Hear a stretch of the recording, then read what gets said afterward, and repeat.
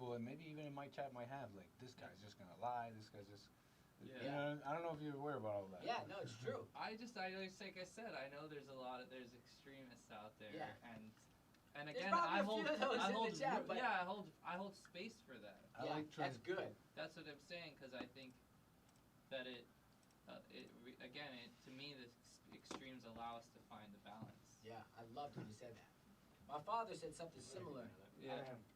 Everything's muted right now? I'm about to run the intro. Yeah. Well, man, I mean, I just mentioned... Huh? Yeah, if you want to just stay seated. Yeah. I don't mind.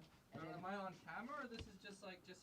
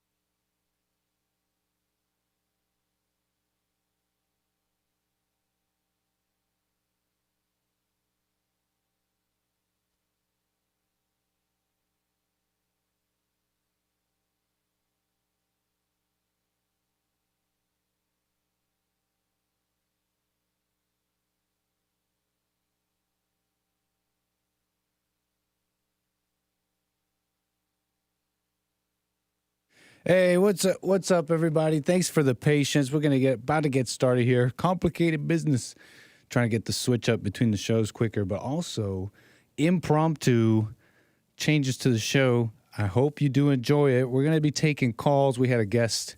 Well, Hassan had a guest. Awesome show there. So, thanks for the patience.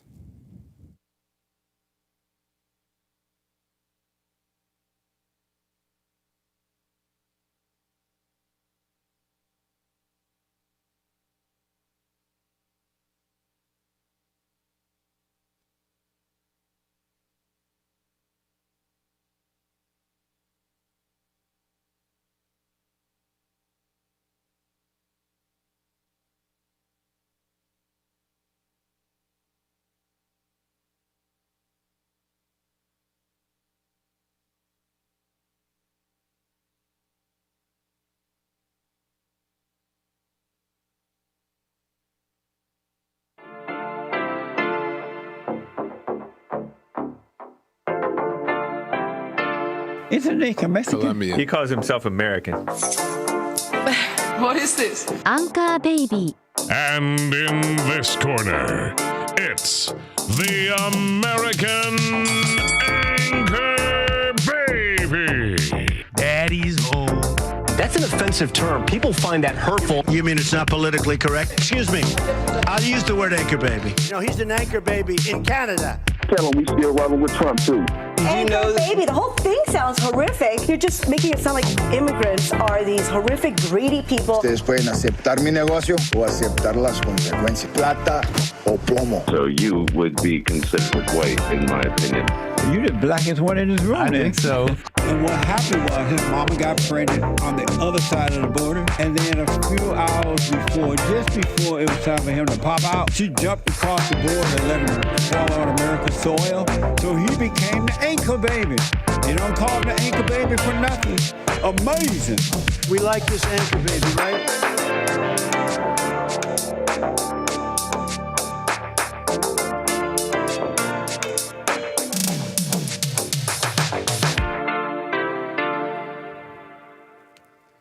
Good afternoon, folks. How you doing? Welcome. Thanks for tuning in. I'm the American Anchor Baby. This is my show. Much appreciated. Welcome, welcome. We're about to get going here in a moment. I have a special guest here. I'm bogarting Hassan's wave. I'm riding the wave here. We'll get to all this very soon here, but welcome, everybody. Much appreciated. Make sure you drop that like and subscribe here on YouTube. If you chat in the comments, and all that helps. Like the stream. That's a way you can support. I'm also on Rumble, rumble.com/American Anchor Baby. And the party's going. I see you guys there. Appreciate that. Ohio Sentinel. How y'all? So, just in the nick of time, what's up, Rome, Doom, everybody? We're going to get going here. We'll be taking calls as well. 888-775-3773. Hassan's show was 6 says, who's your bear? It really was. It was definitely interesting, and it feels like it was just getting going. And so I do appreciate Hassan's guest who's with me here, actually, Josh. We met him on Wow Hassan, and I would like to introduce him our way. Josh, appreciate you being here, man. Thank you very much. I pretty much just met you, and I definitely watched the whole episode with Hassan, and it was interesting. So we just met. Folks, I have him back here, and it felt like the calls and all that was just getting going. And Josh here was raring to go as well to enjoy to continue the conversation a bit, since it kind of fits my show a little bit today. It's thematic. You guys know how I like that. I like being thematic. Anyways, so Danimal, thank you for that super chat. Thank you, amazing anchor captain. Appreciate that. Right on. So, folks, 888-775-3773. Like I said, we were talking about Judaism, and it's kind of on people's minds a little bit in a way I really didn't expect it to be with the ADL stuff. You're kind of aware of that a little bit. You heard somewhat about it, but a little bit, yes. And yes. so there's all this stuff going on, and so Judaism is in the what's it called, the crosshairs, so to speak, as they're calling it a Jewish organization and all that, and so it's the topic a bit. So I was interested in having you here because. You're maybe not too aware. I was talking to you off camera about the Bond Network. Yeah. And this is where I have the luxury, the pleasure to be doing this thanks to Jesse Lee Peterson, and I'm on his network.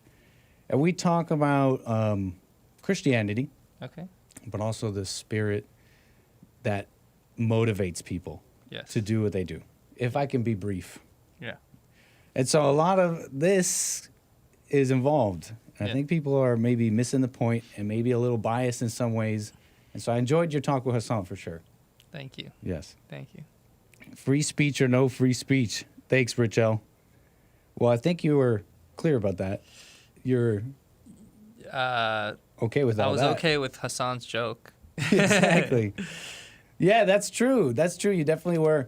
And that's kind of the vibe that most people have, I think, in general, especially around here. Yeah, humor always, by the way, that's a bigger pass. I mean, because I think that's a bonding mechanism, honestly, more than a separating. It's something that if we're able to, like, take the idiosyncrasies of different cultures and point them out with humor, I think that connects us, more than with hate. Because humor is more of a form of love in a certain way.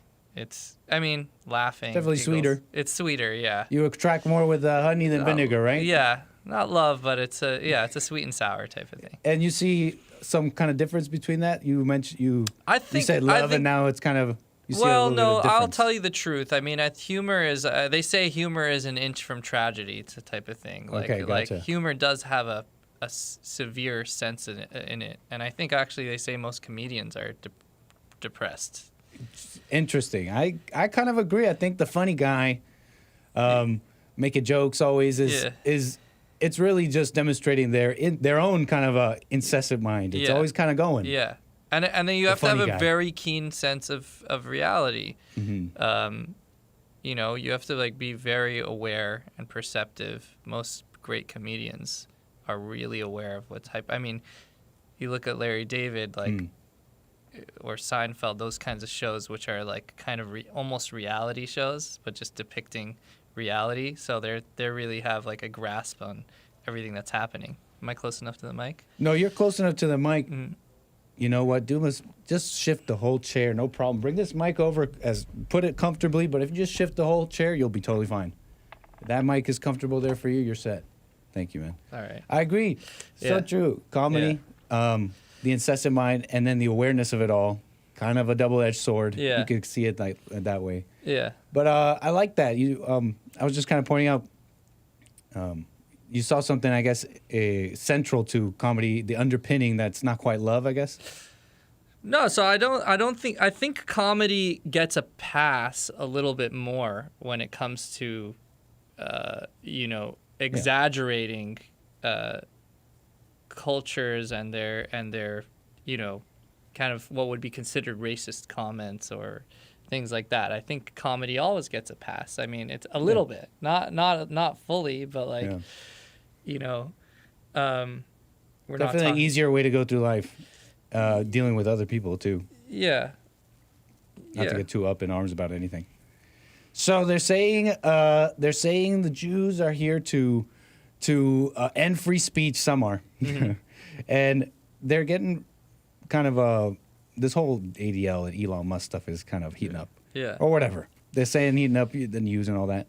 And there's this, if you're aware of Elon Musk a little bit, Elon Musk, new owner of Twitter, X.com, and they're saying that I just want to set this up for the viewers a little bit, ADL and all that, to kind of get into it a little bit and here. educate me as well. Yeah, totally. Thank you. And so they're, Elon Musk, new owner of X, is saying that he wants to sue the ADL due to their advertisers kind of pulling money from the platform. And he's saying, well, it's because the ADL is saying there's anti-Semitism on the platform. And that has hurt Twitter and all that. And then there's the whole argument as to how anti-Semitic, blah, blah, blah. But that's pretty much what's going down. And you guys talked about a little bit, Hassan, you mentioned the name Jonathan Greenblatt. You may have heard of the name, CEO of the ADL. Not too big in terms of money when compared to a platform like X.com, amount of money rolling in. And so basically the whole thing is that should Elon Musk go along with this and actually hit them with $20 billion or something like that, it could bankrupt the ADL. And so it's significant enough to threaten the ADL. So that's going on. And so I wanted to show you guys this little clip here because it's Jonathan Greenblatt responding to these legal threats. Okay, so a little bit of news. We'll run down some of the news here. We'll show you guys a little bit of the commentary here. And I wanted to just show this, a little bit of news for the people. And then I wanted to, I guess, kind of demonstrate a little bit about what the Bond Network is about, if I may. I'll try, viewers. I'll definitely try with our friend here, our guest here. Thank you for your time, by the way. Of course. So let's rock this. Jonathan Greenblatt. Joining us right now is Jonathan Greenblatt, Anti-Defamation League's CEO. Good morning to you. I thought you had a decent relationship with Elon Musk. We've had a number of conversations over the last several months where you've come on and been supportive. So what happened here? Well, so let's step back, right? So I had a meeting last week with Linda Yaccarino, the new CEO of Twitter, right, at her request. And we had a very frank and productive conversation. I tweeted afterwards about that fact that we had a frank and productive conversation, as I've had with Elon Musk in the past. And then that triggered a number of white supremacists to organize this hashtag campaign, Ban the ADL. And you got to understand, and we're used to this at the ADL, we regularly get attacked by the right and the left, but this campaign went viral very quickly with white supremacists, hardened anti-Semites and other people spreading it across the service. So you kind of get a little bit of the vibe a little bit here. I just wanted to set it up for the people here. That's kind of the fight right now, the extremes. It was a little bit that, you guys talked about that a little bit, Hassan. The extremes right now kind of all up in arms about it. And I think I have some of them in my chat. And you guys are like saying, I kind of wanted to point this out. This is kind of the main thing here. I wanted to point out how I'm seeing you, Mena. Is it Mena in the chat? You're saying, Nick, where is it? Nick, don't hit him with softball questions. And I think you guys got a complete wrong idea of me, number one. And number two, call in 888-775-3773 if you got a question for Josh here.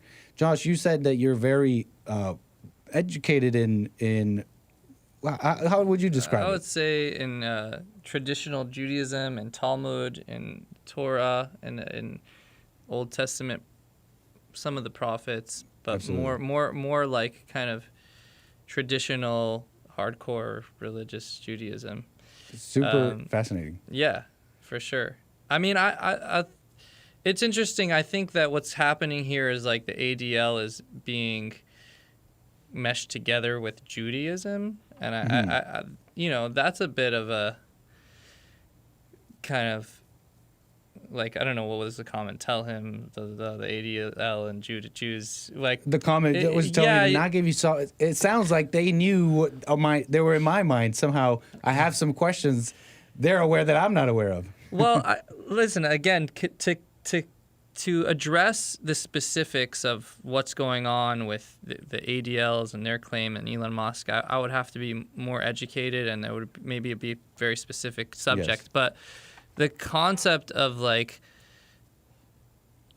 pairing and partnering Judaism with a political movement, that kind of is almost ignorant to me, and I think it's something that happened with Kanye. No offense to Kanye, because I respect Kanye a lot, but in the sense of like, if something is Jewish uniquely, then connect it, then you can have claims against Jewish people who are doing something Jewish. But if people are doing something that's political and they happen to be Jewish, or if people are in an industry and they happen to be Jewish, you can't call that industry Jewish, because it's nothing to, Hollywood didn't all of a sudden become the Jewish religion. The Jewish religion is a Jewish religion. People from that religion maybe found their place in that,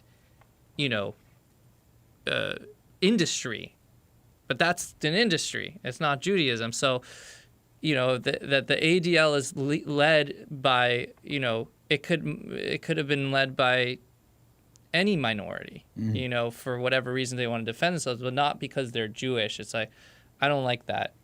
Well, in that same line of reasoning, it is not this is kind of what my thing is too. Yeah. It's not a uniquely Jewish thing. There's, in fact, all sorts of groups that are, you could say rightly or wrongly, they're fighting for some this or that representation, or you can't say this. Yeah.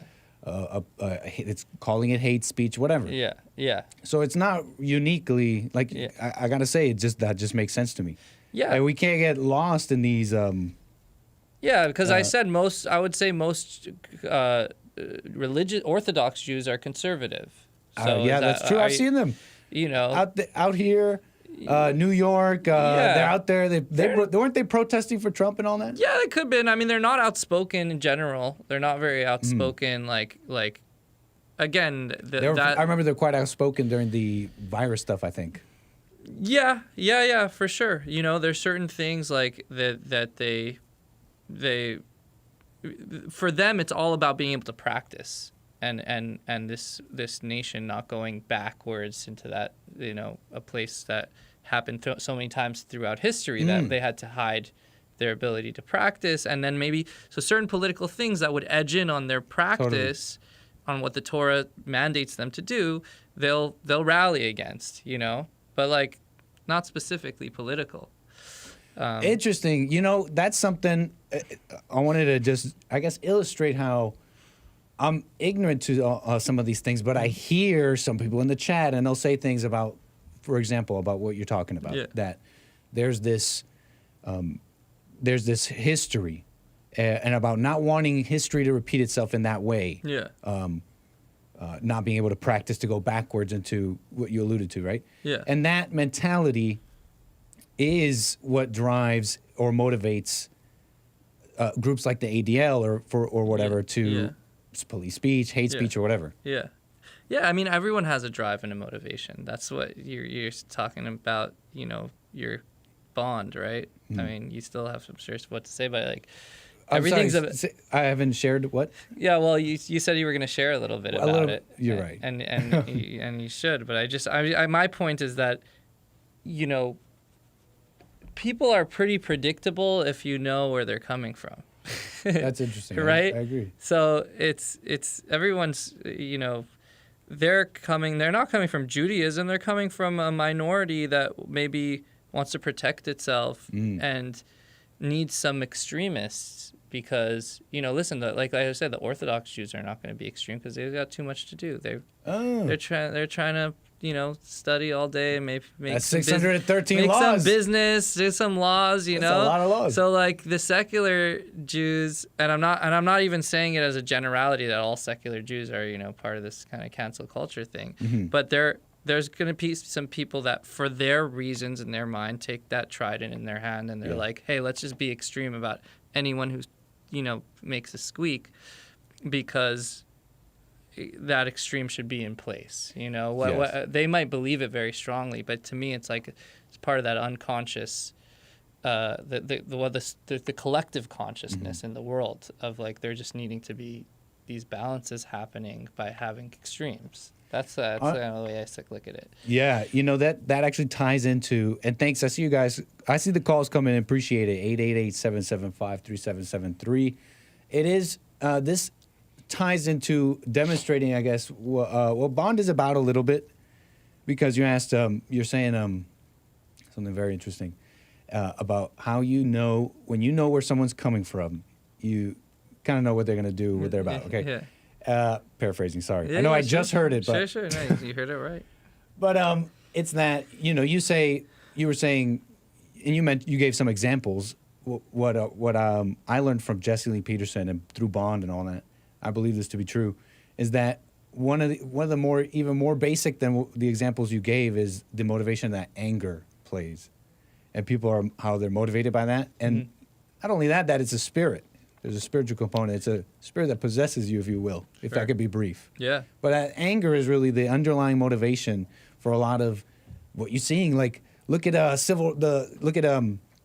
Jesse Lee Peterson has done. He has a large body of work, really spanning 30 years, about the civil rights movement and how different actors rose up in that to basically use what we're talking about, anger. The anger in the blacks, the anger in the divided races, to tell them that their problem is the white people, your problem is racism, slavery, blah blah blah, and that you're continued. And these people, they became the leadership of the blacks, if you will. Yeah. Jesse Jackson, you ever heard names like that? Yeah, sure. Al Sharpton. Yeah. So he has a large body of work on that, and capitalizing on people's emotions. I mean, this is classic. Anger. And so that's kind of really one of the central things here, Bond. And I think it cuts through, any confusion of bias and Jew this and blah, blah, blah. Yeah. It's interesting. The Talmud says anyone who's angry, it says if they served idols. So which is another extreme sorry, statement. Could you repeat that? It says anyone who gets angry is as if he served idols. But again, it's a very subtle. It's as if he served idols. Yes. Gotcha. Yes. But that's the idea, is that there's a lack of serenity and faith. What serving idols is like claiming that there's other structures or bodies that rule the world except for the unity, besides for the unity. So it's like it's this it's this splintered, dismembered type of outlook on the world. Interesting. And the unity is. Well, that's the way we look at God, I've never heard that, the unity. Yeah. Can you expand on that just a little bit?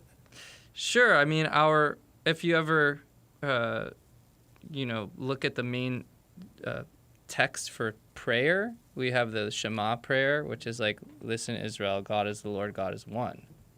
So that's...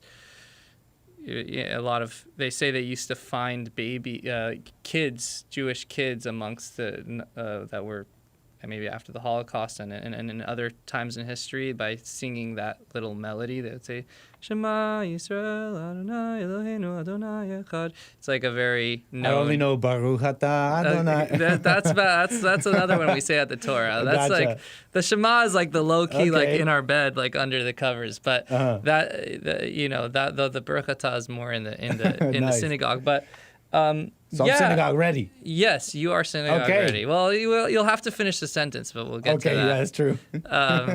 But yeah, I think Judaism is very much unity-centered, like oneness within parts kind of thing. I mean, we can't deny that there's parts in the world. So when we calling God one, like, what are you saying is one? Well, your body's one. You know, why? Because all the parts function in unison. And like when you're healthy, you're not thinking about a specific area, right? Only when you're unhealthy, when you stub your toe, is like all of a sudden you can't think about your podcast. You could only think about your toe for that moment. And depending on how extreme it is. So the unhealthiness is the lack of cohesion between in the community of your body and then maybe in the world. You know, like the Kabbalah says, the world is a big man and man is a small world. So if we can, you know, that's why a lot of times you can extrapolate the principles of health in the body and apply them to politics and vice versa, or politics or ecology, and then vice versa. You can take those principles and apply them. Whatever works in the macro could work in the micro. That's the way there's a lot more to say about it, but yeah, according to us, you know, God is one is our center. It's our groundedness, and that's and finding out and understanding that more and more is the voyage of learning Torah. Interesting. Thank you for that. Yeah. Yeah. Is there? I just came to me. Is there because it's reminding me of words like Trinity, right? Is there anywhere in that unity something? Is there Jesus in there? And I'll let you just answer before. You could give some sub comments. It comes off like as if I know the Bible, and I'm asking you a real pointed question, but I'm not very versed about that stuff. Sure. So maybe this is stupid, but is there Jesus in that unity? So the answer simply is not according to us, and I think, and again, I think there's a lot of versions of within Christianity itself of what, you know, Jesus's role as a deity, essentially, as a Lord, as a God. Like, is he a son? Is he the God? Is he a prophet? Right? I think there's levels. You know, there's nothing in the Old Testament that speaks about Jesus. I know that a lot of Christians will take portions of the prophets, which is, first of all, is not, it's, you know, it's there. The 5 books are the biggest authority, and then the. Are you talking about that name with the M? I'm sorry. In what context? What are you talking about? That they spoke about a spirit or something that was with God.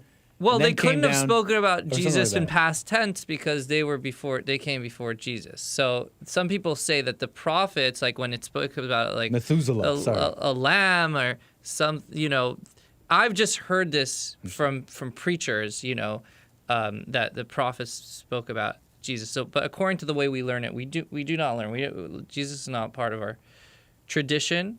You know, we have kind of our history, opinion about Jesus, essentially somebody who kind of studied, if you want to put it simply, studied Judaism, was part of the rabbinate, and then looked at it in his own way. And, you know, and his, you know, John and Paul, like they kind of popularized it. Understood. And I'm not sure how popular it was when he was alive, even, you know. Right. So yeah, well, it's people, it's promoters. Well, thank you for that. Yeah, I'm sure the crowd knows a lot more than me about Christianity, right? Yeah. Well, we got some Christians in the channel, I think even in the calls here. About to get to you. Hey, everybody who's just joined, you're wondering, yes, this is Josh here. We have him, and I want to play some of your stuff here too, and all that. Thanks for your time. I don't know how much time you have. You're welcome to finish off the hour here. Part of the day to this. It's up to you, of course. Nice. Well, thank you, Josh. So just letting you guys know, we have Josh here from Wow Hassan. Did you guys see Wow Hassan? Episode 3, already killing it. It's funny, you know, Hassan, this is the second time I'm doing this. He's bringing the content. He's bringing the primo, delicious content, and I'm here just riding the wave. So we got to thank Hassan for that. Make sure you drop that subscribe, follow over on Wow Hassan. That's Walking on Water Hassan. That's his @ sign on YouTube. Damn, I've seen him do that. Yeah, Walking on Water. Let me get to this call here. Teresa, Texas, I appreciate it. You're on the air. Hey, Teresa, make sure no speakerphone and help us out here so we can hear you. I'm sorry. No problem. Okay, I have a question. Well, first, I don't really know much about Judaism or Jewish or anything. I just know what I've heard. So I'd rather ask a question to a Jew than to anybody else but not one That's smart of you. regarding anything that I've heard. Well, thanks, so my Teresa. question is, There should be more people like you, Teresa. to your guest is just like with other groups like Black Lives Matter or even black groups, do you think or do you know that stuff was embellished, like stories regarding, Jewish and Germans and all that stuff and all the stories that we've heard regarding the hate and the killing and all the stories that we've heard regarding that. I just want to know, because I've heard, I don't know if it's true, Just speak up for us, Teresa. Is there something about World War II or that era that you're wondering about? Right. Was it embellished? I understand the question, yeah. Mm-hmm. Thank you. Yeah. That yeah was not a yeah. I understand your question. I think it probably, if anything, was diminished from the horrors of what was going on over there. I mean, you could go to Poland. You can go to. There's March of the Living. I don't know how much proof it takes. I mean, we have all these people's shoes. We have pictures. I mean, in a certain way, there's an element of I don't know what the word is, but there's an element of luck that it was the Germans who did it, and Germans are extremely organized. And I got you. They documented everything. I mean, luck's one word for it. They did. They documented. I think they have. I mean, we're talking 6 million plus, honestly. So we're talking 6 million people being murdered in a very short time.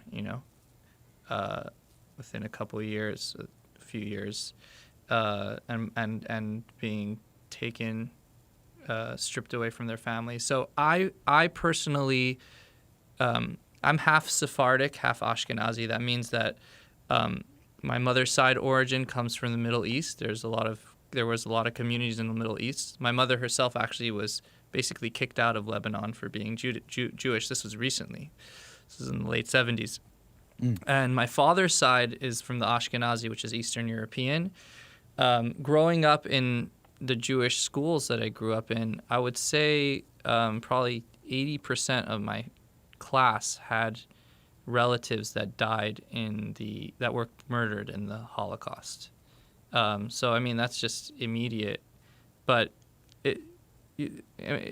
I don't know what could be more valid historic proof than what is right now very available in the museums online. To me, it's only someone with a full-on bias to defend it, to try to diminish and cool off what actually happened for whatever reasons, that would say that it's embellished. If anything, it's not embellished. It's diminished. So to answer Teresa's question, thank you, Teresa, for that. Is there something else you wanted to ask? Last thing here before we move on here, I wanted to get into some of what he said. Well, just one more thing about that. So, I'm asking the story that I heard about, Anne Frank and stuff like that, not being all true. Was that all? Well, yeah. I mean, Anne Frank had a diary. She documented what happened to her. Why wouldn't it be true? I mean, you don't need Anne Frank. You just listen.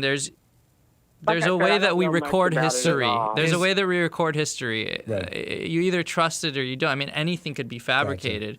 The fact that you had a coffee yesterday at Starbucks, somebody could say, no, I know she didn't have to one. answer Teresa, but you say say, it's not have a embellished. receipt.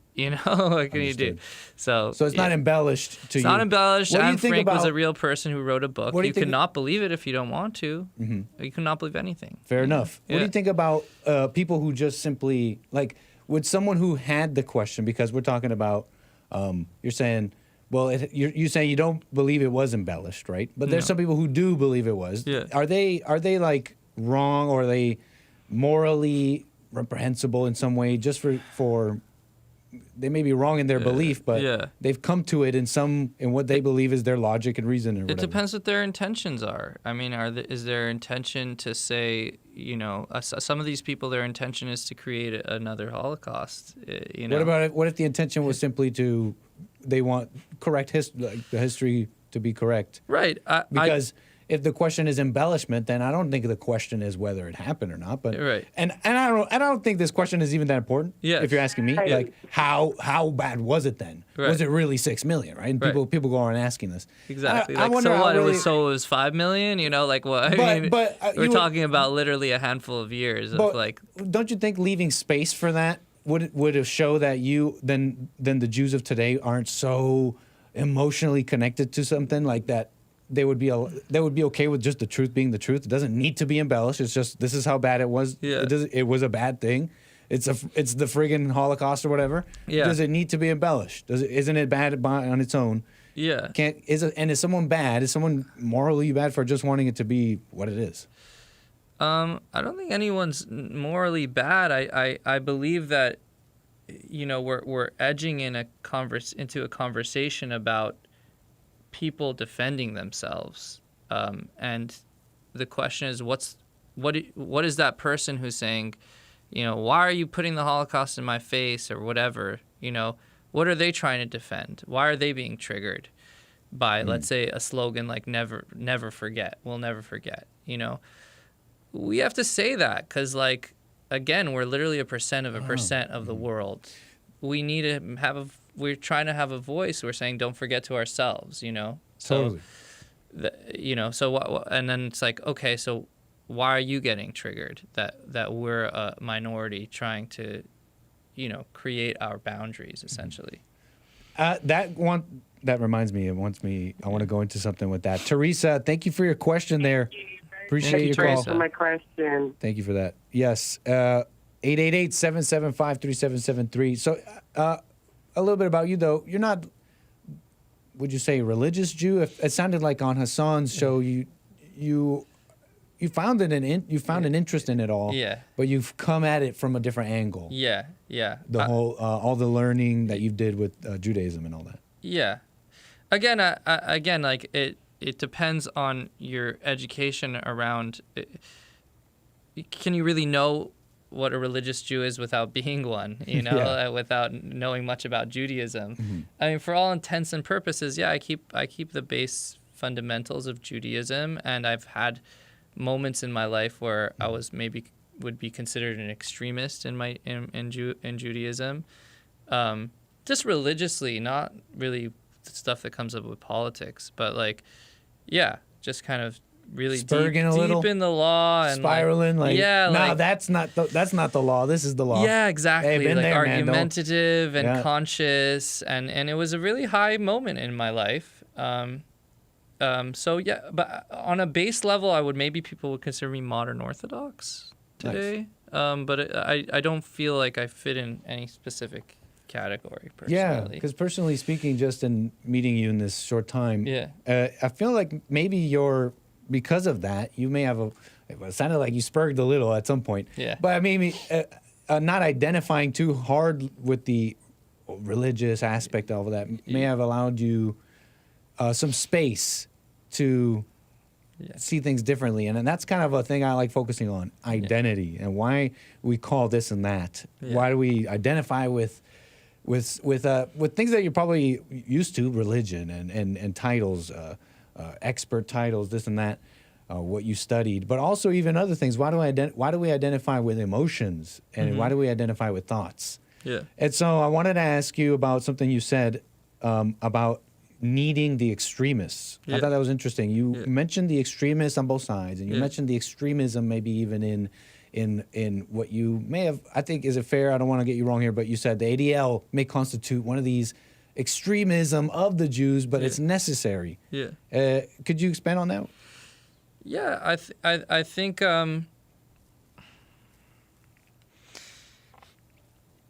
I think that it just becomes more and more clear to me at this advent of informational, the most information available in history, and it could be the most false information as well. But like, we are in the age of information, and I think our purpose here is to like pick up. It's like so much is in our face. It's like, try to pick up the factors that are shared by Hinduism, Judaism, Christianity. Like, those are probably going to be, first of all, as baseline, those are going to be like the most those are going to be the most true things, the things that it's like, oh, everyone said that, but in a different way, but they just said that, so that being said, like, we have so many extremes in our face, and what ends up happening is that if you're not in touch with like how to pick up information, you end up listening to the loudest voice on your feed, right? But loud doesn't mean intelligent, It usually means the opposite. Like they say, if you shake a charity box, like if it's full, you won't hear anything. If it's empty, you'll hear a couple of the coins rattling harder, True. So, like, we hear the loudest people, the people who are screaming, and then it's a question of like, oh, they're stupid, or they're the people who are going to rattle us up, because in a certain way they have like the emotional manipulation thing under their belt, whether they know it or not.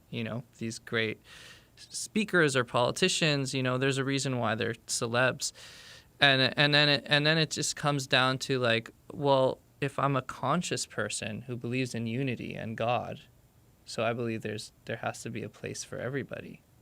So what's their place? Whether I agree with them to a more or less a degree, but in a more like wide scope, it's like, well, it's a pole. It's like, it's the opposite of this. If it's the extreme opposite of whatever it is, of left, if it's extreme left or extreme right, so then it becomes like, well, usually you can factor in that it's not right, but it allows me to find my place between those two poles. Understood. And I think that's like the purpose of life. One of the purposes of life is to find your mid between find the poles of everything, and find where you are between them. Like your ability to level out between them. Do you think you should find yourself between the poles of evil and good? Yes. Oh. I do because you should be both. Yeah. I come to realize that more and more. That's one of the reasons why I think I cooled off from like the extreme religiosity, because I don't like the.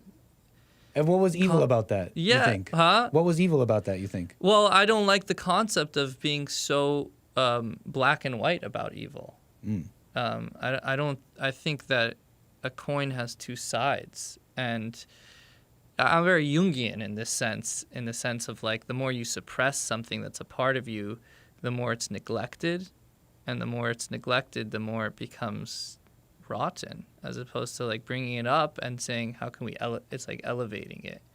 And now it's not, because again, you see a lot of times in extremist organizations, Christianity and Judaism alike, is like the people who keep the skeletons in the closet, when they connect with that part of themselves, it's in the worst way, be molesters, it could be angry people, it could be whatever. It's like they believe in the concept of good and evil so binarily and so black and white that they don't know how to integrate what they consider dark, and then they're not they just become unbalanced people, and they become people who really promulgate that darkness.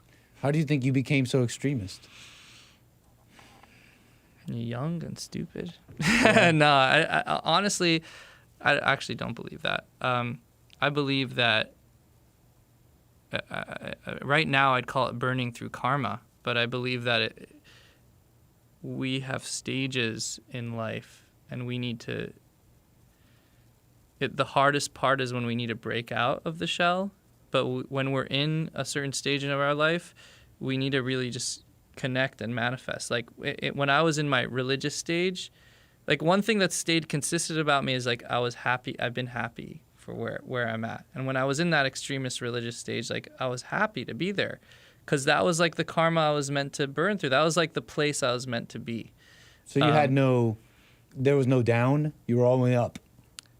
You were never up and down when you were extremely religious. Every life is a lot of up and downs, but I was focused. And I was there was intention, and I don't believe there's no like I'm in the right place. You're in the stage that you need to be. Are you? And you knew that you were in that stage. You were like, I know this is a stage, and That's interesting, man. I think there was a part of me that did. Yeah. But I think this that I'm saying, it reflecting back, is part of a higher consciousness. I understand from that stage. But I also don't blame that. Like, I'm like, oh, wow, I did good in that stage. Like, hey, I did really good in that stage. When I thought my life was about learning Torah and doing mitzvahs, and I was doing that in a very extreme, complete way, now I look back on it, even though I'm not in that stage, like, well, I did well in that stage. I hope I do well in this stage, where I'm like, whatever, pursuing art and business and also whatever. Very interesting, man. And I wanted to just kind of comment on that a bit, because I can't say I don't relate, right? I was never political, religious, or anything. A little bit about me. Never. I grew up just whatever. I didn't really think about that stuff. I saw Trump run. Yeah. That, like, I don't know, it woke me up. I saw how evil everybody was against him. Yeah. I was an atheist. Yeah. And I thought to myself, why are my friends? I'm living in Canada at this point. Okay, Yeah. I grew up in Canada. Yeah. Born here, moved to Canada. The point is, I'm seeing the evil on the man, and the only way I could logically conclude is that this is evil. If there's evil, there's good, blah, blah, blah. Set me on my path. And there was some spurging along the way. You thought it was evil that they were rallying against him? Yeah, well, the way it was, because I had friends who never thought about this man, never talked about politics. Yeah. Suddenly up in arms. Yeah. Adopting words, now I know spirits, but adopting all these ways of thinking that they never had. And I couldn't conclude that this is like a demonic possession. This is evil, what's going on. Yeah. And so... But you see that what brought you to where you are today, which I'm sure you consider as like a higher level, is because there were these extremes happening.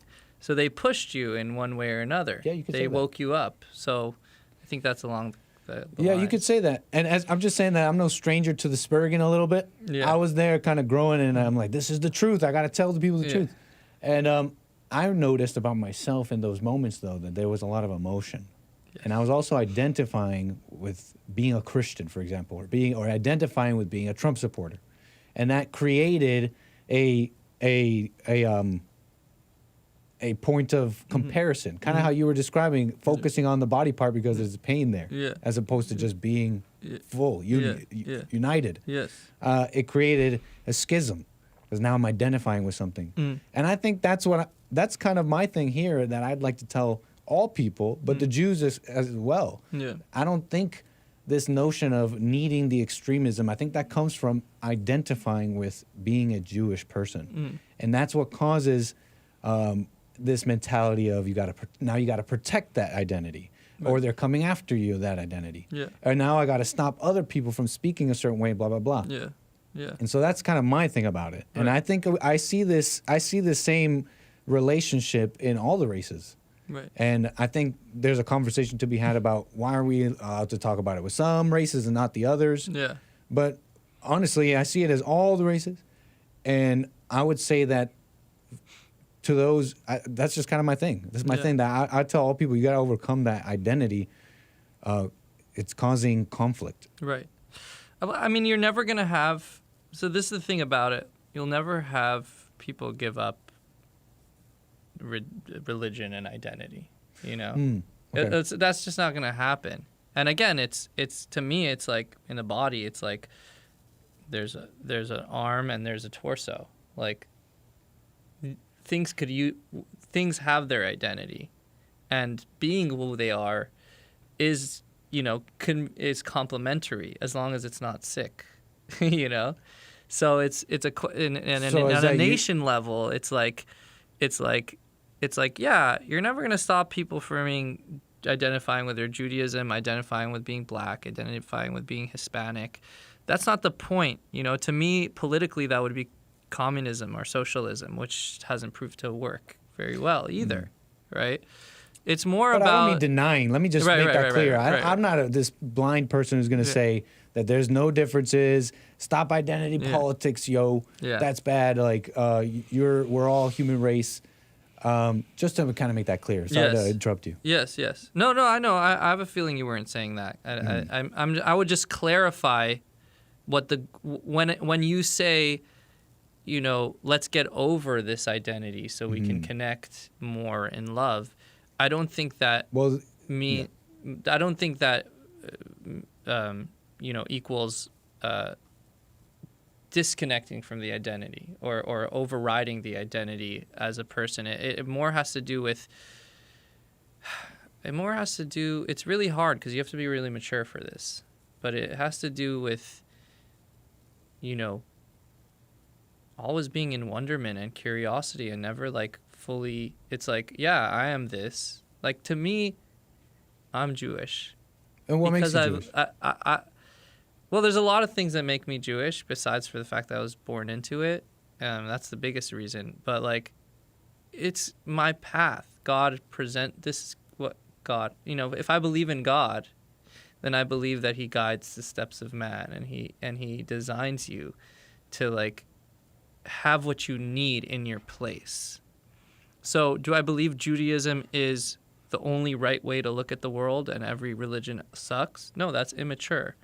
I believe that just like God put me where I'm supposed to be, he put another person where they're supposed to be, and then we're supposed to get along. But I'm Jewish mostly because that's the path that was assigned to me, I feel. To me, that's part of my belief in God. Do you believe we're spirits? Yeah, of course. I mean... Do you believe our spirits are Jewish, or my spirit is, I don't know what I am, right, Colombian, Jewish or not Jewish? Anchor baby? I believe that a person who is Jewish can be really fed by aspects of Judaism in their spirit. Yes, maybe and I believe that there are people who lean to me. I've seen so many converts. I'm an artist, so on social media, and I'm a lot of my early work is Jewish and my early fans, and those who are coming from other nations, they're I really feel it when I hear the Hebrew words, or I believe that we're in such a funny place in history is spiritually, reincarnations, and we don't know what our grandparents were and what they did and what they hid.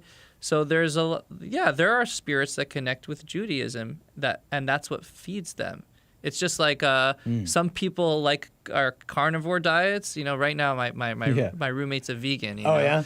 Are you the carnivore? Did you get radicalized by his veganism? Well, it's just annoying. Carnivore? It just proves to me the same thing. It's it's literally two people could be in your house, and this guy's saying meat is the healthiest diet, and this guy's saying that meat kills you and veganism is the healthiest diet. And this guy's saying, I lost 50 pounds eating meat every day. So I feel the best that I... And this guy's saying, I feel the best from eating vegetables. True. So what's the soul... The carnivores radicalized me into being a sugar head. So that's where I'm at. What does that mean? Eating sugar or not? No sugar? Raw sugar, cane sugar, raw sugar, absolutely beautiful. Absolutely so good for you.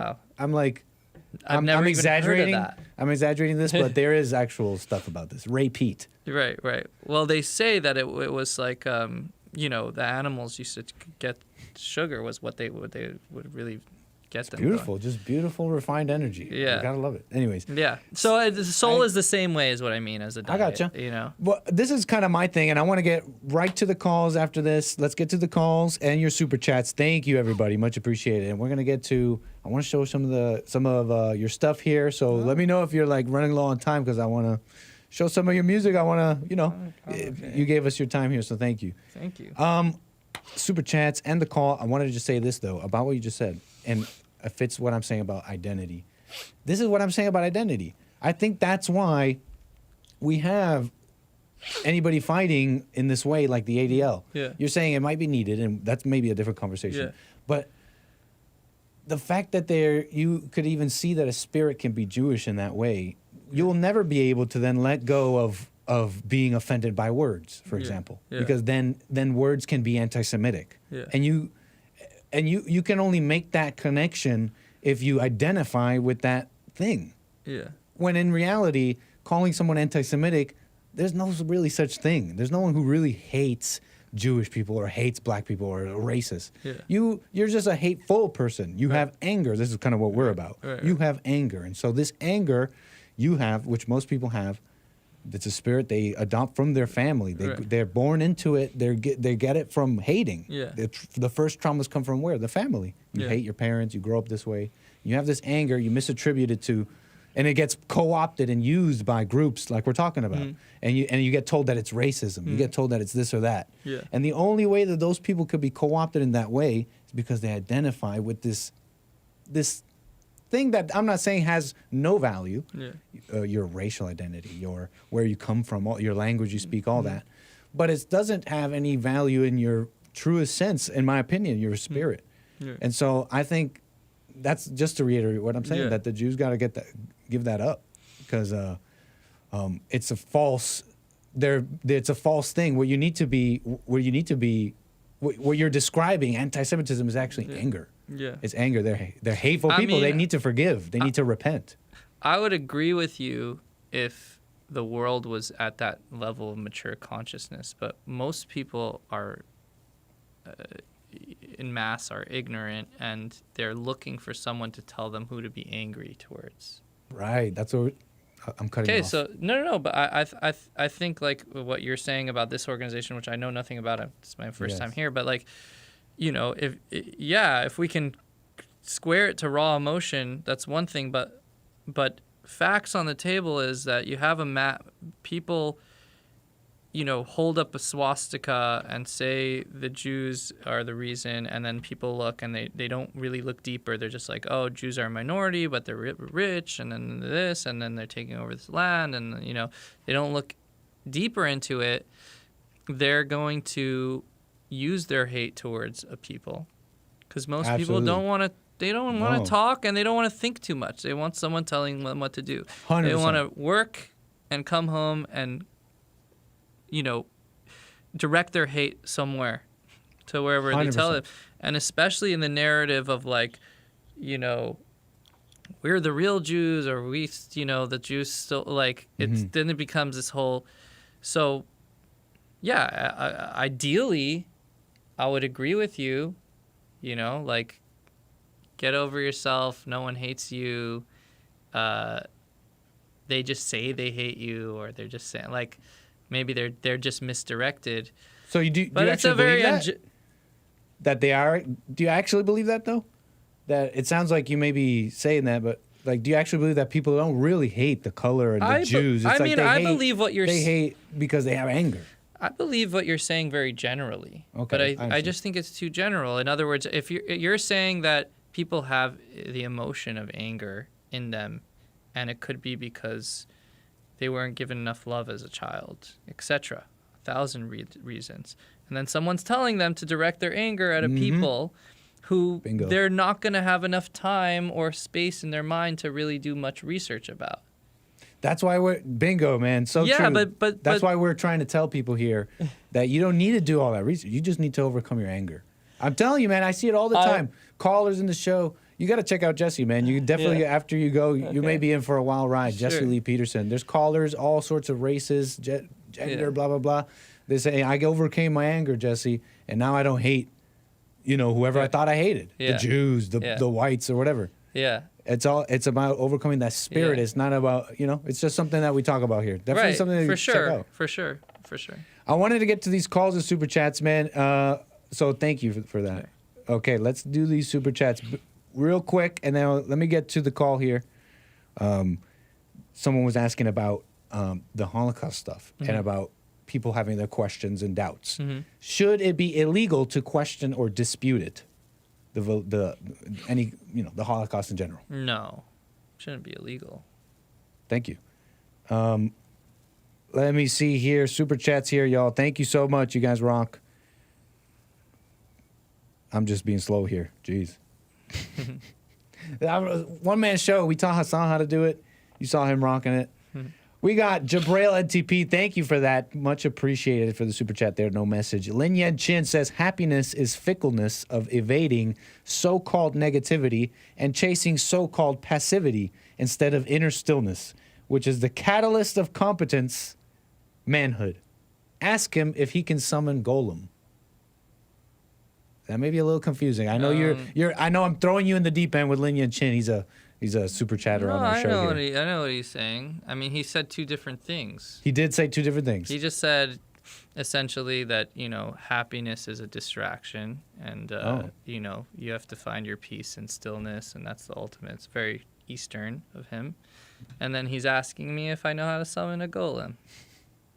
Thank you. No, but I know where it's written about summoning a golem. But even if I, was able to read and create through that scripture, I don't know if it would work for me. I think you have to be on a certain level of consciousness.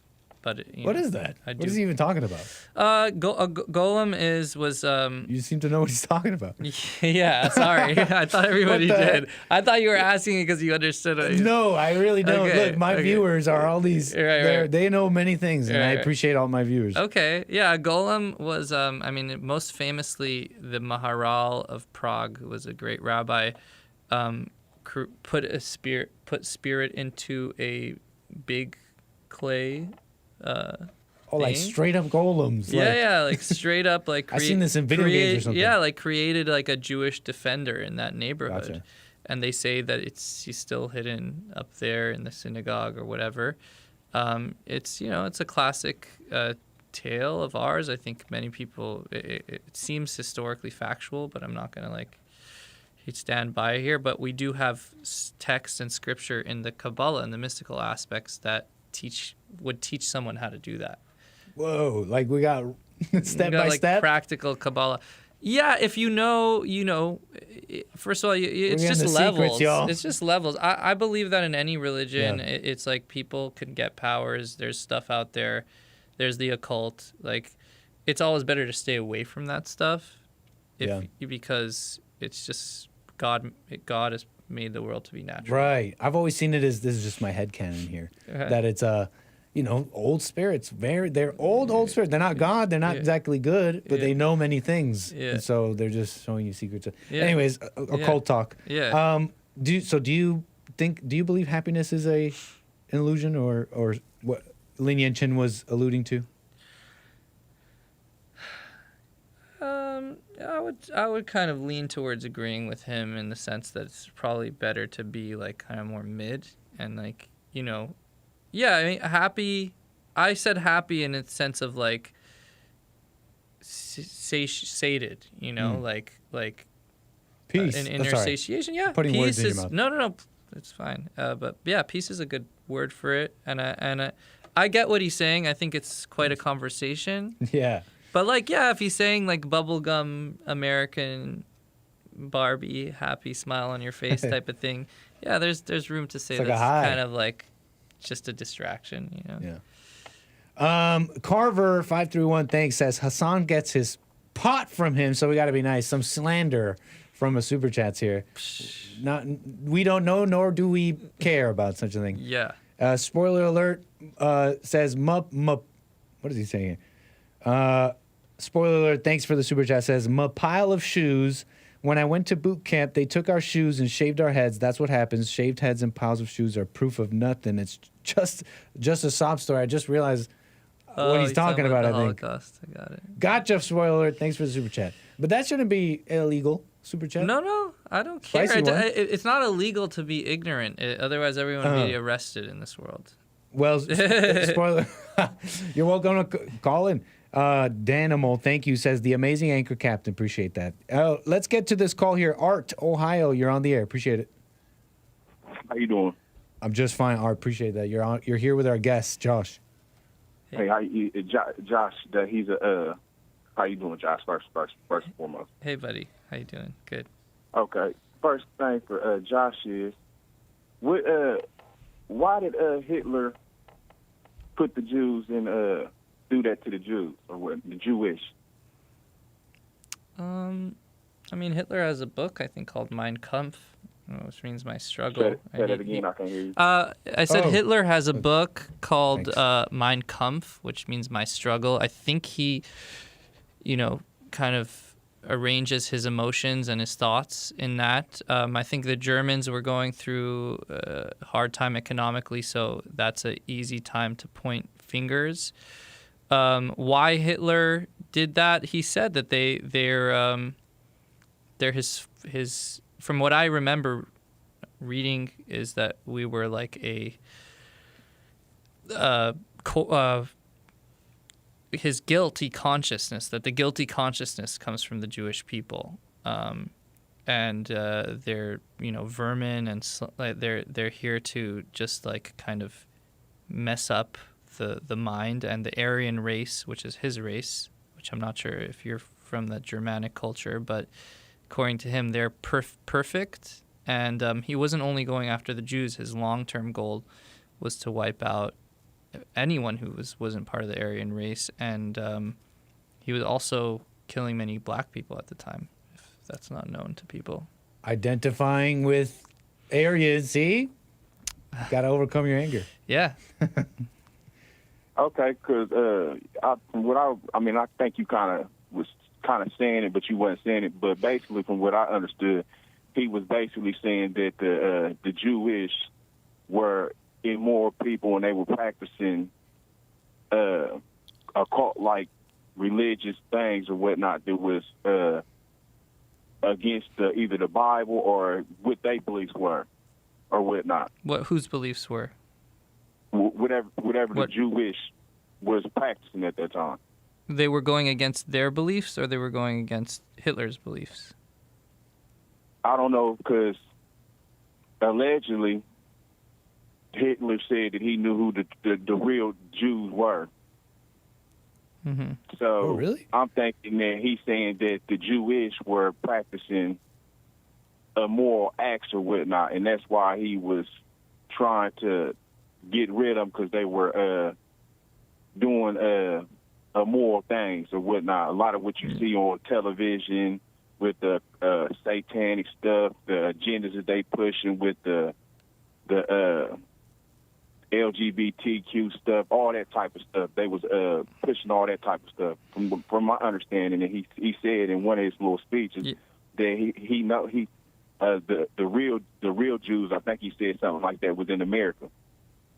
Okay. Well, Hitler said that? I don't think. I think that you're to me, you're coming in here like with a certain trying to defend something. From what I read, it's actually the opposite. I'm not sure if you actually read any books about this, but I did not. He did not. Okay. Hitler actually called the Jews the moral compass, and that's what bothered him most. That they were coming up with a narrative of morality. That created a guilty consciousness within people, and that's what bothered him.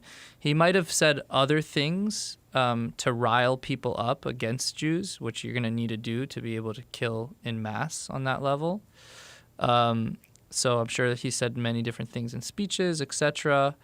But it was more about the Jews being a moral compass. What is this about a guilty consciousness? If you can I would say it. that if you're here and creating the Torah coming in to create being the kind of a moral justice manual, so it's like, hey, these people have created that murder is a bad thing and it's not just relative. So it's giving everyone a guilty consciousness and depleting from their free choice.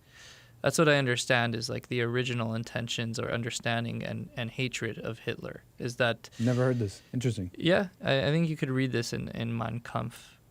Which is, so another question I got for him, Nick, is he said he's You said Can I just finish regarding something you said previously? I'm so sorry to interrupt you. Yeah, before you move on, Art, his name? Art, yes. Yeah, Art. You kind of like, you conflated like satanic occult ritual and LGBTQ and maybe who are we talking about today? The D. Yeah.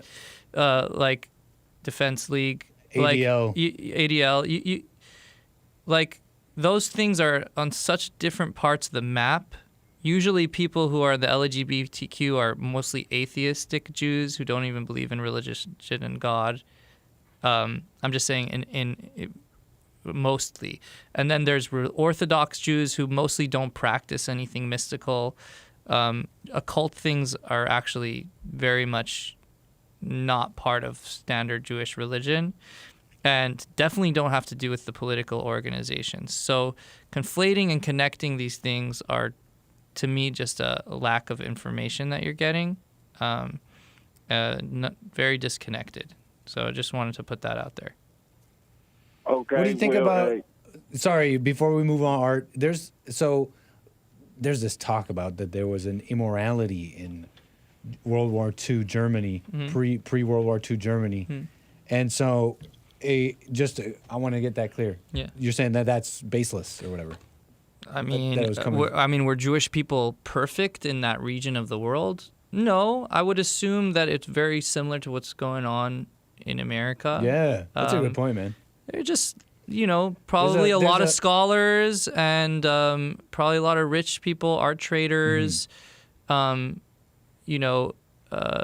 Jews are kind of quick-witted, and there was a lot of artistic culture as well, similar to like what you'd call Seinfeld or Curb Your Enthusiasm, like Woody Allen. Like there was a lot of Jewish-based, but we were already coming from a history of being suppressed. And why did we end up in Germany? From the Middle East. Interesting. I didn't know some of this. Yeah. I bring this scenario up a lot about the drug dealer and the drug user, because people want to say if it's true that the Jews were bringing in some sort of immorality, the same. I would say the responsibility is the same responsibility, if not even more, on the drug user, the Germans or whatever, for allowing such immorality and all that, and it's really no difference. There's good and bad people in every nation. That's the point I keep trying to make. Like, unless it has to do with the Judaism, then you can't point your finger at a Jew for doing something bad. It's not because he's Jewish, unless he does it because of his Judaism. But there's nothing in Judaism that says to sell drugs. Personally, I think it's not even any of that. I think it's anger, like I told you, and that afflicts all people, all races. Why do you think and I think you kind of answered this with Hassan, and then I'll let you get to your question, Art. Thank you, man. Why do you think, because it kind of fits here, what we're talking about, why do you think it seems like Jews vote Democrat? They're like more commonly easily do that. And vote Democrat, they're more easily, for example, they'll go against, in my opinion, free speech. I don't think free speech, hate speech can exist at the same time. There's a conflict. And not saying that we can't be normal. Okay, they'll go around being crazy.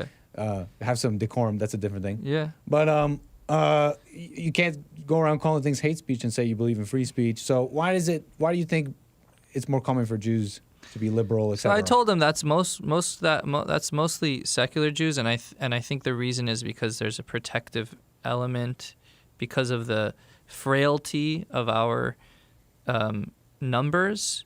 So we're a major minority. People don't look at us that way, maybe because the industries that we're in, maybe because percentage of Jews have a lot of money. So, but we're a major minority if you look at the numbers, and we could be easily wiped out, etc. And these people who are maybe they don't care as much about like the values and morals of the Torah in its like originality or in its tradition, but they care about the culture and the being of Jewish and essentially their lives, because they would be called Jewish because their parents are Jewish. So they will side to, social justice because that's more protective of them as a people, at least classically, and in their minds. So that's to me clearly why that makes it clear, man. They would vote that way. Thank you for that, Art. You wanted to ask one more thing here? Okay, so he was saying that so he's saying that they're a minority or whatnot. They only make up there are a handful of people over here that are Jewish. Well, they run the industry or whatnot, and they have a monopoly on that, and everything that they push on TV or whatnot through the music and any other social platform that they have is immoral or whatnot. That's the first thing. And the second thing is, or whatnot, I mean, it ain't, we don't got to get into a whole back and forth. I mean, the facts is just the facts, and that's just what it is. Oprah Winfrey and Bill Cosby Oprah Winfrey own with the We channel or whatnot, and she don't even own that, I don't even think. I think she just basically got like a franchise off that. She bought into it or whatnot. So we already know who runs all the social industry or whatnot, or any of the entertainment industry or whatnot. The second thing is, you said that you either. I mean, would you like to say anything about that? Can I respond to that, Or Art? if Josh could respond to that. I mean, he can respond to it, but I mean, go ahead. I'm just. You're not ready to listen because that's what you're gonna think no matter what I say. Is that what you? I mean, I guess you guys kind of did back and forth on this, right? Okay. No, I have something to say. I mean, I'm Jewish, right? You say they and the Jewish, like I'm Jewish, so you could talk to me. Yeah, true. So do you know Art is a? I'll let you finish. I'm sorry. Okay, I just want to say, like, I'm in the entertainment industry and I'm a struggling artist, right? So I'm not. Here you have an example of a Jew who is not naturally getting to the top. You know, I'm trying my best. Where's all your Jewish connections? Exactly. Where are they? If they're there, right? Like it's not. It's just it's. But I mean, that's not really what Art was talking about. Right? I keep on emphasizing, and I can't more strongly make this point. People being in an industry has nothing to do with Judaism. It has to do with, and what they defend politically. It's not Jewish. Like Jewish is like, here Hassan was wearing a four-cornered garment with, that's Jewish. Like Jewish is refraining from using your phone or TV or lights or cooking for 24 hours from Friday night to Saturday night, right? That's a Jewish thing. That's what it says to keep Shabbat in the Torah. Do these people in Hollywood do those things? I would say 98% do not. So these are non-practicing people who found themselves in an industry, probably the same reason for why black people find themselves in certain industries specifically. Because as a minority in America, they were pushed out of most jobs and businesses, so they had to create businesses themselves. So Hollywood, which everyone loves so much because they love to sit back and be entertained, and I'm sure you love TV and you love all this kind of stuff, Art, has a lot of Jewish people in it, but it has nothing to do with Judaism. They're not pushing an agenda of Judaism. If anything, they're just expressing human qualities and emotions, whether for the good or whether for the bad. You understand what I'm saying? It's very ignorant to pin whatever Hollywood or people of Hollywood are saying on Judaism. Judaism has its own principles and standards, and people who ended up in a certain industry because of their minority, because of their race. There wasn't an intention here with the founders of Hollywood. Excuse me. I was just making. I don't mean to cut you off because I'm just trying to get my little points across. Okay. The only thing I was just saying is That's a good question. The main thing is not to get the points across. The main thing is to listen to each other. So let's also make sure we're doing that. Well, thank you for that. I want you, Art. No problem. I want you to ask your questions here. Appreciate your point here. Go ahead, Art. I only got a handful of time with. Now, I was just saying that they say they Jew. I don't make them come out and say they Jews. They're just like I don't When we hire some of these black mayors and stuff, I don't need to know that they're gay. They say they're gay and they're in this position. They say they Jewish, so they're associating themselves with a name. And I'm just going to say that they're practicing immoral things over here and they're pushing it out to the society or whatnot. That's all I was. Is that because they're Jewish, or is that because they're immoral? Well, that might be because they're Moors, but more their moral compass is broke, but they're still using a name and associating themselves with a name. So let's say so let's say somebody is born with he has dark colored skin. Let's say somebody's black, right? And they do something good or they do something bad. Is it because they're black, or is it because they decided to choose a certain way in their life? You know what I'm saying? Like, why does their Judaism have to do with what they do? It could work both ways. It could be. I'm telling you, as an Orthodox Jew who knows about the standards and morals of Judaism, there's nothing in the text of Judaism that would prompt someone to create movies or to get into media. So what do you think about this fits what I'm saying here. What do you think about my take here about how, well, I agree with you, man, that because I see this behavior demonstrated by all races, okay? Yeah. And so the way I explain it is having this anger and this identifying with this wrong that was done to the Jewish people, that could cause a little bit of what Art may be talking about. Maybe not so much on the immorality stuff. That could be a different conversation, but wanting to censor, wanting to act a certain way, identifying with that Judaism, although it's the identification with the Judaism that wants you to defend it. Right. Hold up, real quick, nigga. That's just made a good point or whatnot. So do you remember that clip you just showed with that dude from the ADL or whatnot saying that he has a problem with people allegedly this anti-Semitism. They fighting against that and fighting against Kyrie Irving just because he got a belief and an opinion or whatnot. But then, are you aware of all that? Kyrie Irving, sure. Black Hebrew Israelites, all that. Art, is, if you don't mind, we have our guest here. He's not aware of all this. Art is, I don't know what to call you, man. I don't mean to be disrespectful, but is it Black Hebrew Israelite? Cool. Is that fair? Yeah, sure. You cool. So you cool. You are. So when I'm going to say that is that the ADL and these Tribe of Judah, my bad. They seem to have a problem with people that to have their own opinion or whatnot, but they don't understand that the stuff that they pushing out on the TV is part of the reason why they feeling like how they're feeling to where they don't want nobody to have their own opinion or whatnot. It's all based on evil, the pushing the agendas or whatnot, and going against the freedom of speech. You see what I'm saying? Because they might be offended, but all this is coming from the same place. Evil is evil. Well, I would more pin if you think that a leftist agenda is evil. I would pin it on politics. Why pin it on a religion that has nothing to do with politics? In other words, say people who are leftists are pushing their agenda in the media. That's a valid saying. But to say people are Jewish, well, first of all, they're not all Jewish, and second of all, there's plenty of Jews who are right-wingers. There's plenty of Jews who don't give a shit, who are just trying to do their own thing.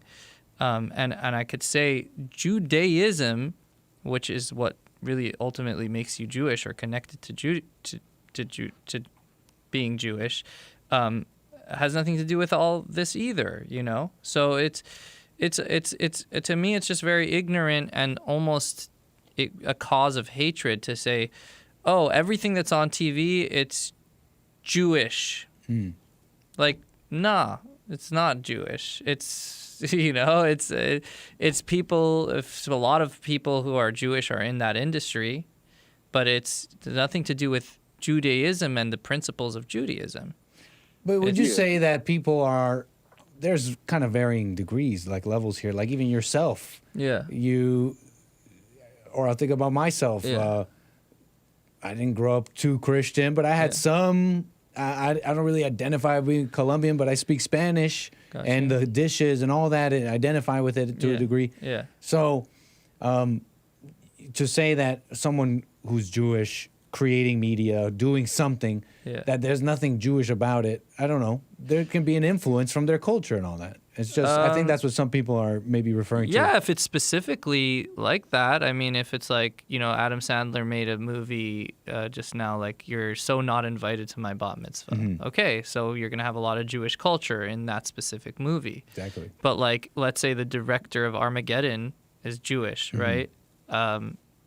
He didn't have any intention of bringing Judaism to the forefront. He just wanted to bring an emotional experience or a redemptive concept or the Matrix, right? Or like, I don't know, whatever it is. Like most things, unless it's directly like let's say Curb Your Enthusiasm is like very Jewishly correlated because he's using humor about Jewish idiosyncrasies. Exactly. And again, even those are generalities, Right. But they might be pretty on par generalities, Just like you could be on par on most races and nations. So you could say, like, some people say it's racist to say black people are good at basketball or, Hispanic people are good workers. Like, debatable. Yeah, debatable. But the point is that, like, maybe in general they are. And, therefore you might have a show about that or you might, so like, Jewish people are neurotic. That's what Larry David is essentially saying through his humor. We're a little bit like uptight. And again, these are all evolutionary things that happen to all of us. But evolution. Should the minority, evolution? No, just evolutions and idiosyncrasies and aspect of culture is different than values and principles of culture. That has to be made clear. Should a minority be what limit is there with the minority? You said you called the Jews a minority. Should they? What's the limit in their influence on a majority? And do you see that in parallel in other nations where it's kind of not allowed? But so I guess the first question, like, what's the limit on that? The influence that a minority can have on the culture, you're saying is necessary to have. To protect themselves? Is there a limit? I mean, is there? Because I guess I'm referring what's to. What's the limit on what? How much cancel culture they could push? I guess maybe that's one way of putting it. But you were describing being a minority and how they could be wiped out and stuff like that. Yeah. And so I guess two-parter. Do you really see that as a imminent threat for Jews in America today, being wiped out? And two, what influence should a minority have on the majority? What's the limit there? So I do believe it as an imminent threat, always. Because if you just study, again, the Holocaust is easy to take because it's 70, 80 years ago. So it's really, really close to our times, but there's hundreds throughout our history of massacres and people turning on Jewish people. So is it an imminent threat? Yeah, it could always be an imminent threat. And I think that's why there's a focus on speaking out and saying, the Holocaust happened and why it happened and like how to not be ignorant about that.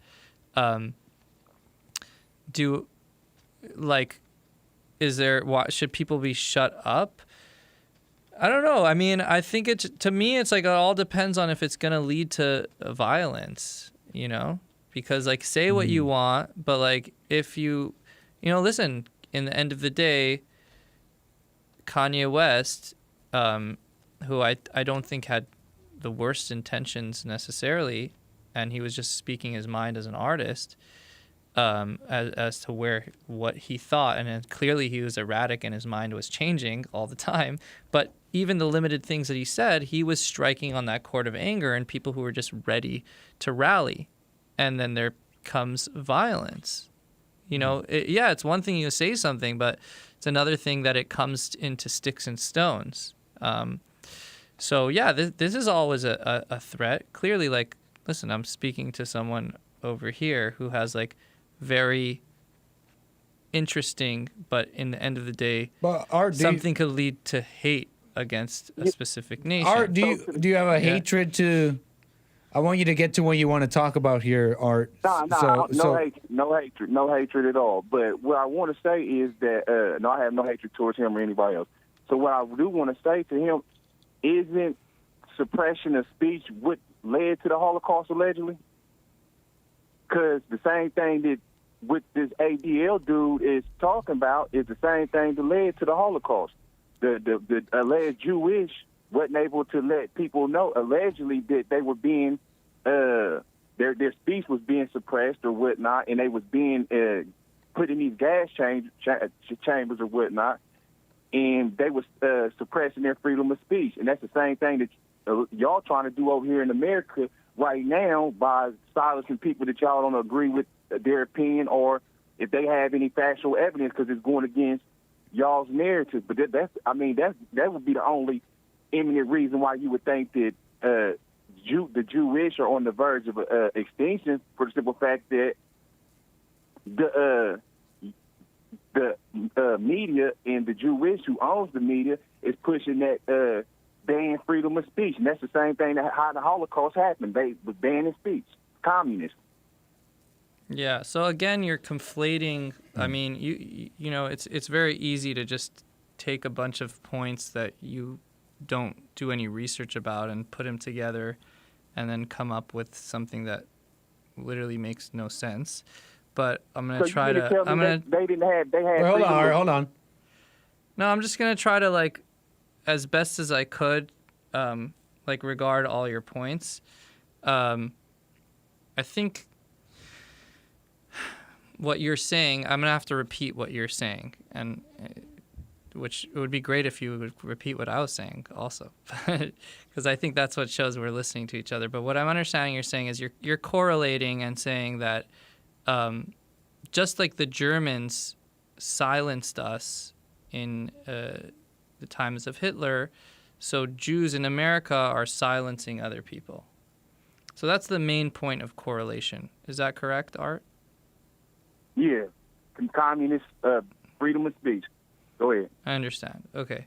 And then what ends up happening is, like, you decontextualize very much, and you create these, like, very wide conjectures, essentially, because Hitler was not just trying to silence anybody. They believed that Jewish people were like cockroaches that needed to be exterminated.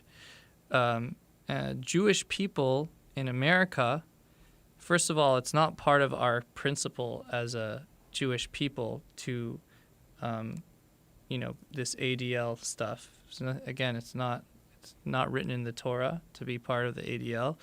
But even considering that, let's say, a Jewish person is the head of the ADL, and what he's trying to go for, I don't even think you can conflate that and connect it to Hitler's silencing, because Hitler silenced for a different reason than this person's silencing. So the intention makes all the difference, because where Hitler's silence leads to is to bringing people into gas chambers and ripping off their limbs and using them as science experiments and putting mounds of dead bodies upon each other.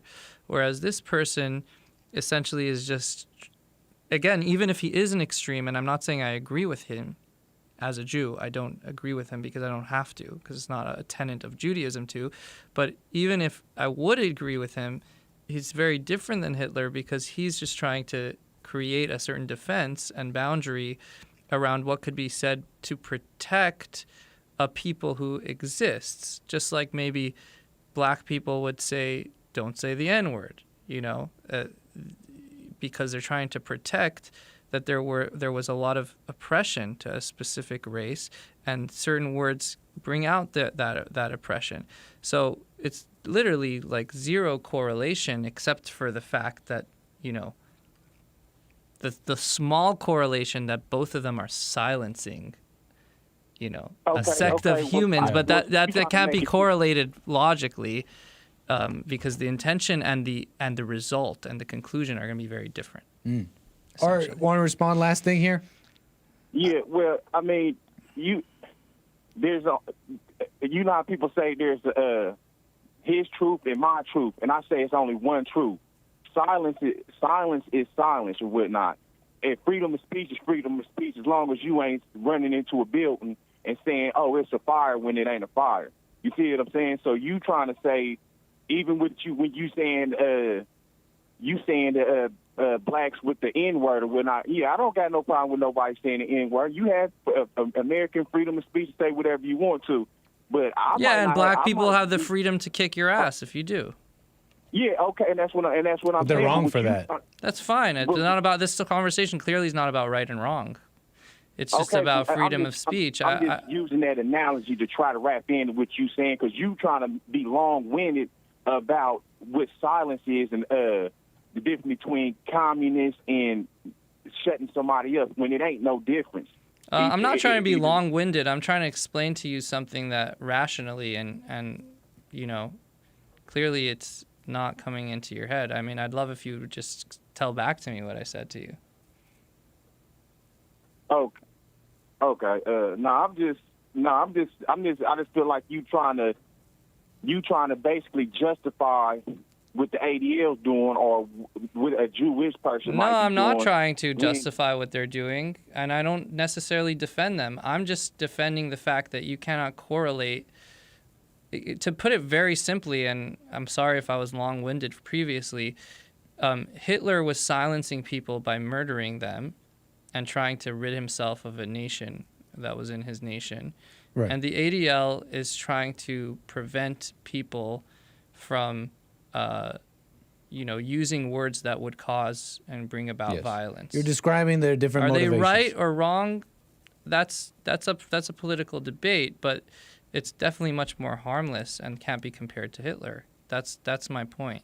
And you're saying, So no, you silence is silence. There's only one truth. I don't know. What did Kanye West or Kyrie Irving have to do this? What they were saying would have been violent. Nothing they were saying or anything, and they were trying to basically silence them. Excuse me, ask your question again? I didn't hear it. What was Kanye West and Kyrie Irving saying or doing that was trying to incite violence against the Jewish? What were they saying or doing? Yes, what were they saying or doing to incite violence against the Jewish? Do you agree that they did incite violence against Jewish people? They didn't say let's go out here and beat up a whole bunch of Jewish people, did they? No, they did. No, they didn't. But do you remember that at that time there were a lot of rallies that led to violence or close to violence? That don't matter. Everybody has their own. Individuals have the control over their own self. So if I go out here and say something and you take it and do what you want to do off of what I say, again, I don't necessarily think they have to be silenced. It's probably better that they can get into discussions, and I'm sure, Kanye. Unfortunately, I'm sure he did have discussions with a lot of people low key. Unfortunately, Kanye himself refused to have an open discussion. I remember the Holocaust Museum invited him to talk and to look and see what's going on, and he refused the invitation. So clearly that's his issue, that he wants to say things and without necessarily being educated, and maybe at this point he has educated himself. He hasn't spoken about this for a while. But the world came out strong against him for that, right? So yeah. Can you be mad at the guy when it's like censor this, censor that? You're just super censored. Art, man, I need to move on, man. There's just so much going on. I want to piggyback off what you're saying, Art. Can I let you go here? I'll catch y'all later. Thank you, Art. Appreciate that. Thanks, buddy. Man, and thank you for that. Man, Art, hold on. You still there?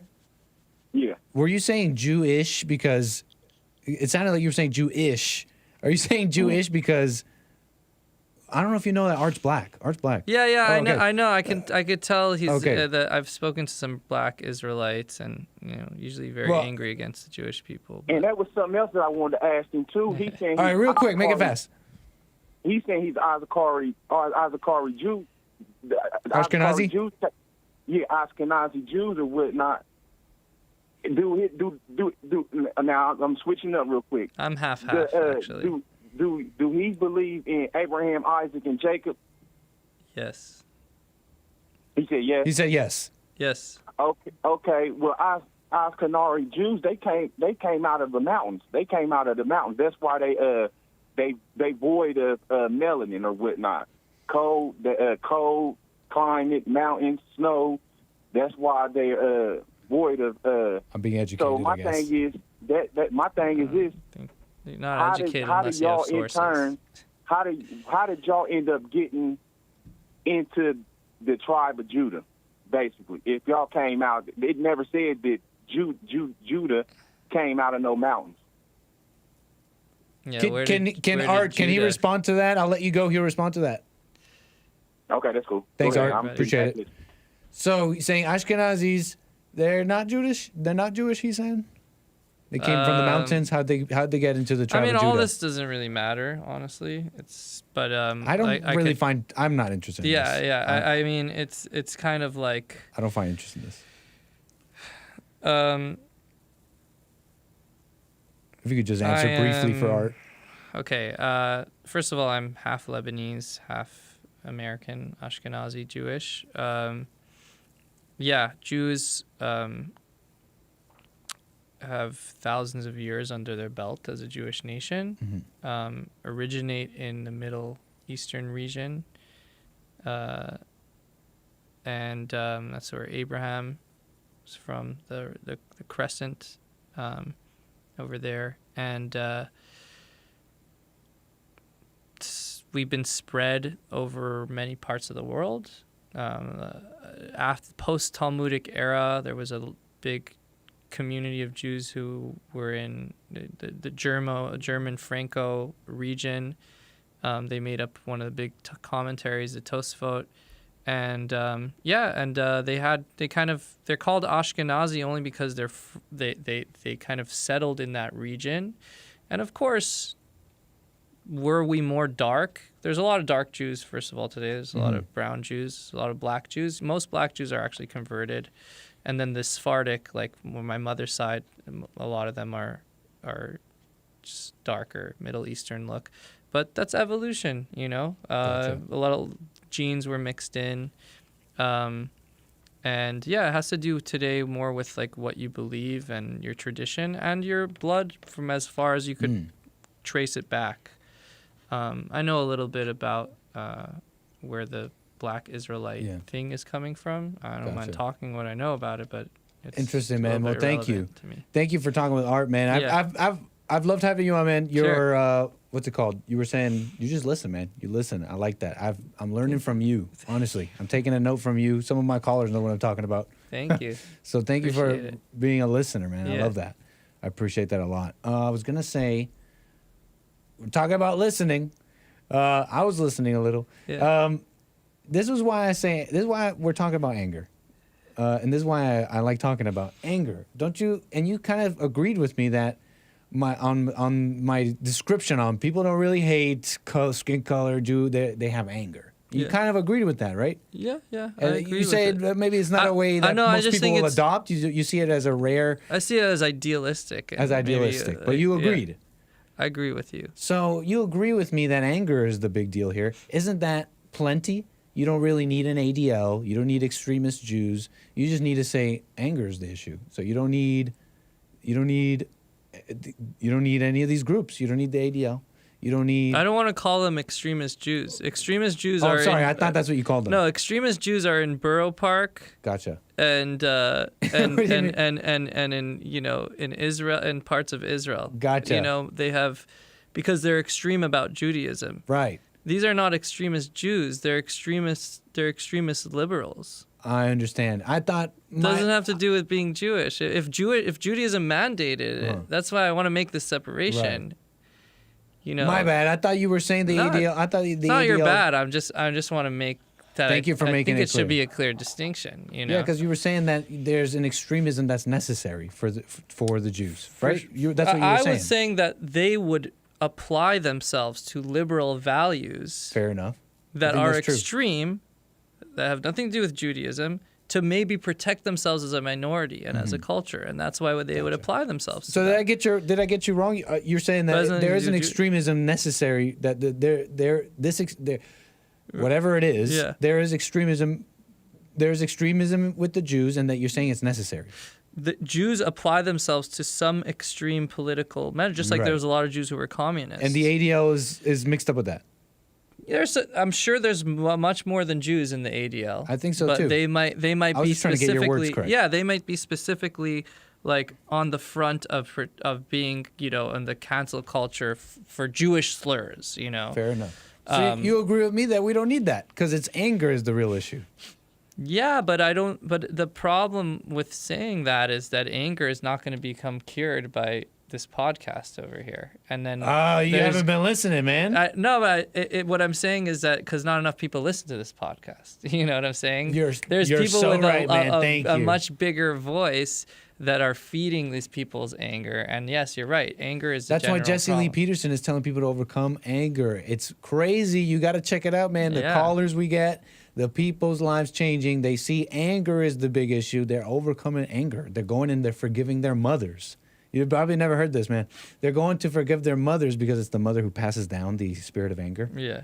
And you become angry because you hate your mother. Mm-hmm. And so you become like her. You take on her spirit. You adopt her nature, which is emotional and all that. Right. And so you got to check it out, man. Jesse Lee Peterson, he's telling people. Let's run through this. I love checking out everything that's wise. We're gonna run. Did you say lies? That's wise. Oh, if it's wisdom, it's worth it. Yeah. You know. We're gonna run through this super fast and get you out of here, man. We've spent already so much time. You've given us plenty of your time, and I'm super grateful. I'm grateful. Also. We're gonna run through these super chats super fast, and I want to show people Cedars of Lebanon. Yeah, don't forget. We should listen Cedars to a song of together. Lebanon. Let's rock. All the way through, I say, because you've given us so much time, and I personally love checking out music too. Nice. Being enlightened till I rise with super chat says, "Afternoon, Nick. Afternoon, Josh. I just wanted to say the Jewish bankers are the ones who I'm sweating all because I kind of know these people. What they get. I'm joking. You know. Jewish bankers are the ones who attacked Hitler first with commercial bans on the German wares because Hitler didn't want them banking." Okay. Yeah. Thank you for the super chat. In Germany, also I've. Do I respond to that? I don't know. He's just saying. He's just a statement. You don't have to respond. I just want to. You're welcome to. To me, it just makes the point clear again that it's today it's Hollywood. In Germany, it was bankers. Yes, the Jewish people usually on one industry or another become like the majority, but that has nothing to do with them being Jewish.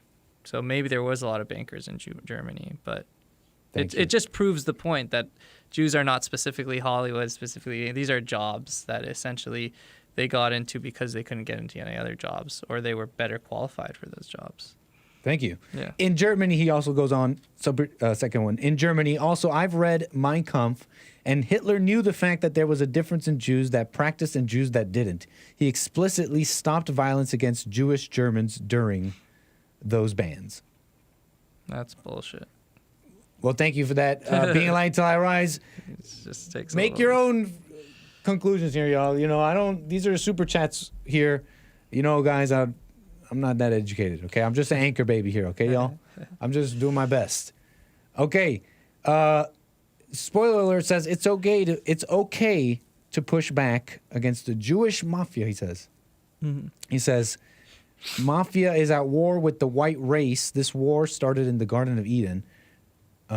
Reminder that the Bible says the descendants of the ancient Israelites will become many nations, which the Jews have never been. White Europeans are the pure descendants of Jacob/Israel, not Jews. I'm a little lost, to be honest. Yeah, I mean, I think the black Israelite thing is the same thing. It's like people who believe in the Bible, they kind of want to just take whatever excuses they can to be the ones that are Jewish, considered, Everybody want to be a Jew. And then Jews don't want to be, and then Jews barely want to be Jews. Jews barely want to show their Judaism, right? Wow, so that's super interesting. It's just funny, but I mean, whatever you believe. Everybody want to be a Jew. Nobody want to forgive. Repent. In other words, we're not. I live in Venice Beach. Every Saturday is black Israelites in the boardwalk on my way to synagogue saying, we're the Jews, we're the real Jews.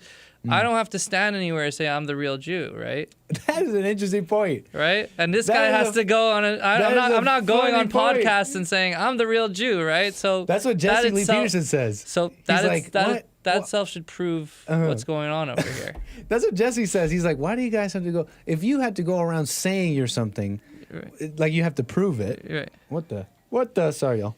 That like you had to prove it. That maybe that should tell you something. Yeah. That's so funny. I personally don't really care about that stuff. Okay, moving faster here. Spoiler alert. Thank you, Rumble. Thank you guys. Appreciate it. Callers, we got to do this fast. All right, y'all. We're gonna do this super fast. Lord, how much time you got? 10 minutes? Less. Sure. We'll do this super fast. Scott, Massachusetts, you're on the air. My man, thank you for taking my call. I got a lot to say. I know you don't have much time. Sorry, man. You got to make it super fast. And that's what I'm saying. Don't take it as anger. I'm going to be quick. Thank you. So I want to agree with the guest on one thing. I'll extend an olive branch. I've been trying to tell people this for a long time. It's not the Jewish faith. It's that the Jews are doing the same thing that the Nazis did. The Nazis, or a.k.a. Germans, were just excluding everybody, Jews, Polish people, everybody, and making their own little, group of just people they trusted, a.k.a. the Nazis and Jews. And that's what they're doing now in America.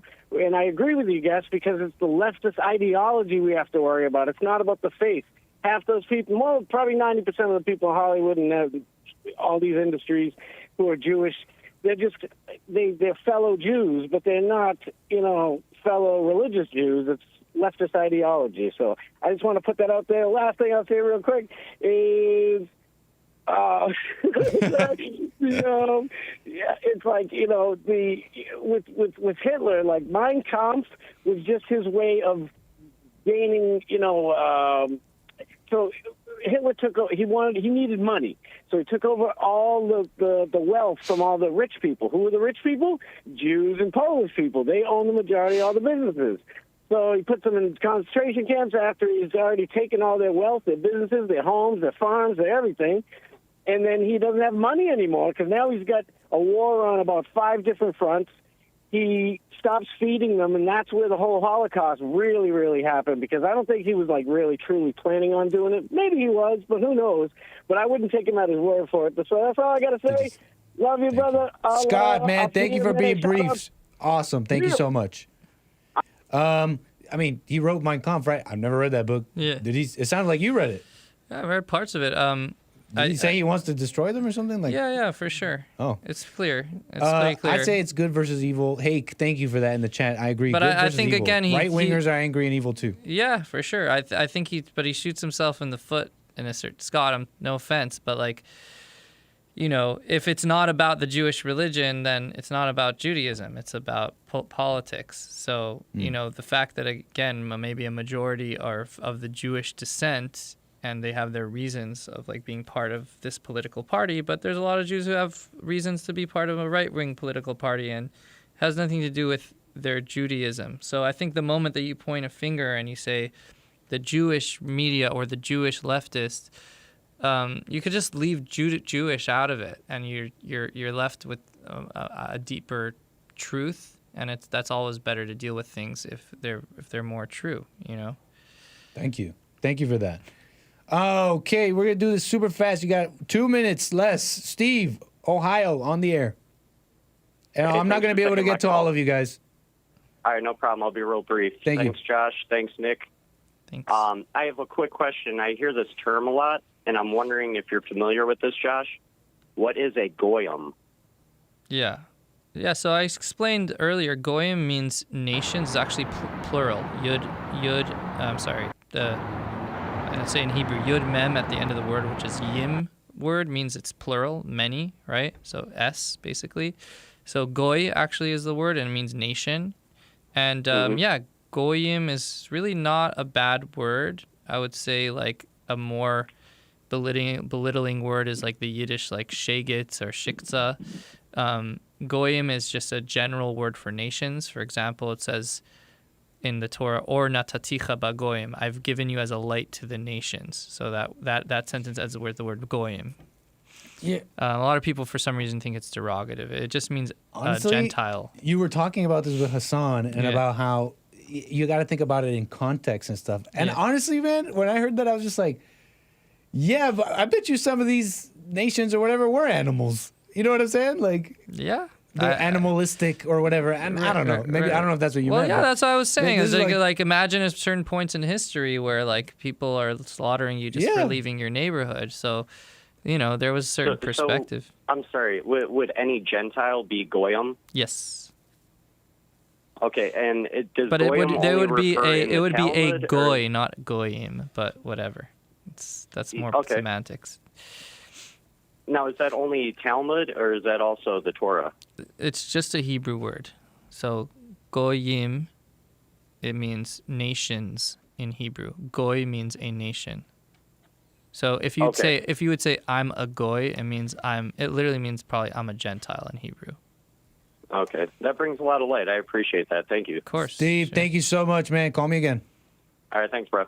All right, y'all. I can't get to all of you, but you guys have been awesome. Your time, man. Thank you so much. Spoiler alert has been in the chat, putting up your links over and over again. So spoiler, appreciate it, buddy. With the super chats there. But he's a great mod, and he's putting up your links. Can you tell the people how they can find your stuff?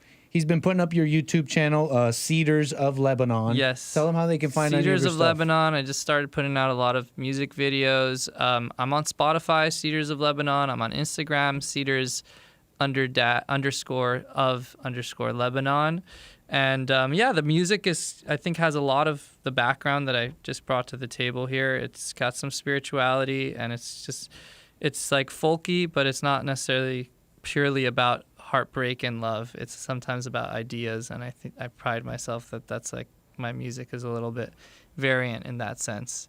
But I think this crowd will enjoy it from what I've heard so far. Awesome, people who man. are into like Bible and world and politics and. Well, I've sincerely enjoyed talking to you, man. Thank you, man. It's been an absolute pleasure. Can we play Towers of Gold? Is that what we could play here? Yeah. Is this the video? You want to see the video? I say we do the whole. Sure. I say we do the whole thing. Let's do it. I say we play it out. I want to also thank Hassan. Huge thanks to Hassan. Look, he's bringing us the conversations. He's actually making the Bond Network, blowing it up for us.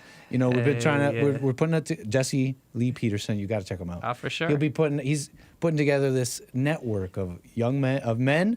Speaking 24 hours a day, just about the truth. My neighbor has told me about him. I have a neighbor. His name's Joseph. He's told me about him. It's a couple taglines here: rebuilding the family by rebuilding the man. He's been doing this for 30 years. He's talking about anger. People got to overcome anger. All races, people understanding what he's talking about. Yeah, that's deep. Check us out, man. We got Towers of Gold. That's Cedars of Lebanon, y'all. Also, please, wow Hassan, guys. I forgot to say. Wow Hassan. Check him out on YouTube. This episode should really be on his channel. I got to thank him once more. This is Cedars of Lebanon, guys. Towers of Gold. This is the music video. We'll play it out as the outro here. Again, Cedars of Lebanon. That's on YouTube. Man, thanks again. I was thinking just playing it out, but I'll leave the mics open in case you want to comment or on anything. But again, y'all, let's check it out. Towers of Gold, Cedars of Lebanon.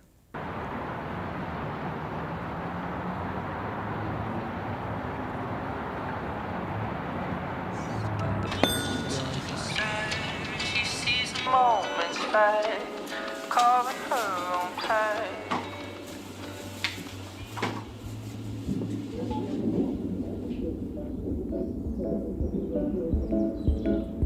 He's gonna go into a dream.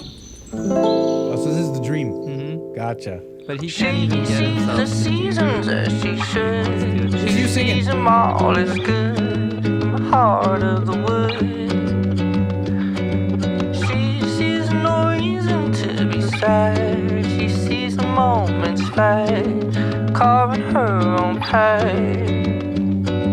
She sees no need for public eye. She'd rather sit inside, create her own fire. She drinks no wine and eats no bread. She eats quinoa instead, sitting in her bed. She's still in the heart of gold. She's still in the heart of gold. She's still in the heart of gold, but no one else does know. She's trying to take control. She knows she wanna go. She knows that my heart is sold, but no one else does know. She sees the people as they are. She sees them all as stars in the heart of the dark. She really sees no need for bags. She lets her pockets sag, drag pipe and tobacco. Oh, she sees no need to be on time. She lets her friends decide it'll all work out fine. Riddle me this, riddle me that, nihilism's where it's at. I got no strings attached. She's stealing the heart of gold. She's stealing the heart of gold. She's stealing the heart of gold, but no one else does know. She's trying to take control. She knows what she wants to go. She knows that my heart is sold, but no one else does know. The tower's made of gold. She's trying to be alone. I'm trying to take control, but no one else does know. Josh, man. Josh, Cedars of Gold, man. No, this is the main part right here. Yeah, so he couldn't get himself to like ask her. He just dreams about her, you know. But then he's like decided, nah, I'm not going for it. And then she's like, who's that guy? You know, I wish he asked me out. I wish he spoke to me. Bingo. There's a little clue there for y'all. Yeah. On how to do this. Right on, man. Josh, thanks again. Tell the people how to get to that song there. And yeah, we'll that's close out Cedars the show. 11 Tower of Gold. My biggest song is actually called Flight of the Deer, which is like almost a full translation of Song of Songs from King Solomon. People really like that one too. I think with the more biblical crowd over here, you might like that one. That's usually on top on Spotify. But yeah, that was Tower of Gold. That's my most recent song. My next song coming out is called Blue Street, California. It's very California vibes. And I have a video coming out that's going to be in like about 3 weeks. So impressive, man. Look out for that. I like the style, I like the vibe. I sincerely enjoyed it. Again, Josh, thanks again. Folks, that's the show. Much appreciated. More American Anchor, baby. That's tomorrow. We got Thursday show. We got Bible Thumper Thursday on the Jesse Lee Peterson show. It's a blast, man. If you're going to check out the Jesse Lee Peterson show, tomorrow might be the day. 6 a.m. to 9 a.m. Pacific time. Nice. Of course, the Hake Report, you guys. Thanks again. Super chatters, callers. Sorry we couldn't do it all. So much to get to. Pleasure, guys. Catch you guys tomorrow. Thank you. And thank you, Josh, man. Thanks. Thank you. Thank you very much. Thanks, everybody.